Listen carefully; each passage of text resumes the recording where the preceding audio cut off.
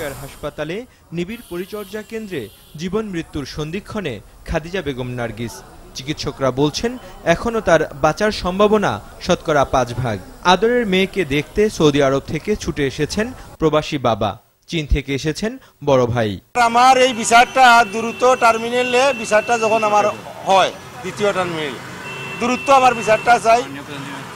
আমি প্রধানমন্ত্রী কাছে আকুল আবেদন ও আমার অনুরোধ, আপনার আর ছেলে সন্তান আছে, সবাই যারা আমরা এখানে সবাই ছেলে সন্তান আছে, যদি আজকে আমার ছেলের মেয়ের সাথে এই সমস্ত করোনাটা হচ্ছে, কালকে অন্যজনের সাথে হইতে পারে, অন্য মার বুক খালি হইতে পারে, আমার মেয়ের মতো আর কোনো মেয়ের মতো না হইতে পারে। ডাক্তাররা যতটুকু করার ওরা করে যাচ্ছেন, ঠিক আছে।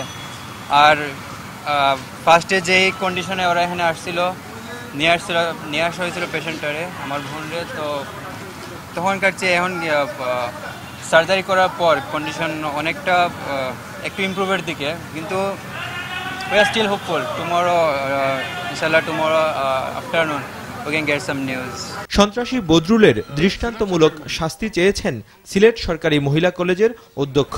ওর পরিস্থিতি তো খুবই খারাপ ছিল, যে আল্লাহ পাক তাকে বাঁচাইছেন এবং এখনো বাঁচিয়ে রাখছেন, এটাও একটা মিরাকেল। ডাক্তাররা ওইটাই বলেছেন যে এই জিনিসগুলি, এই ধরনের কেস স্পট ডেথ হয়ে যাওয়ার কথা, এত বেশি তার ইনজুরি। এদিকে খাদিজার ওপর হামলার প্রতিবাদে বৃহস্পতিবারও বিক্ষোভ হয়েছে সিলেট জুড়ে।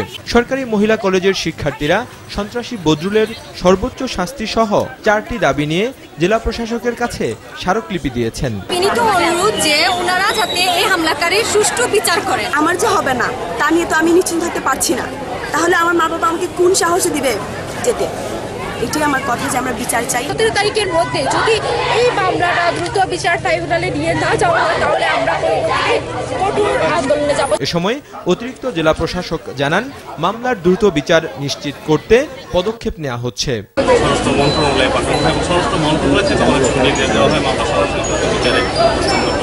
খাদিজা বেগম নার্গিসের ওপর হামলাকারী বদরুলের শাস্তির দাবিতে ময়মনসিংহে মানববন্ধন ও বিক্ষোভ করেছে মহিলা পরিষদ। একই দাবিতে সুনামগঞ্জে বিক্ষোভ সমাবেশ করেছে বিভিন্ন সংগঠন।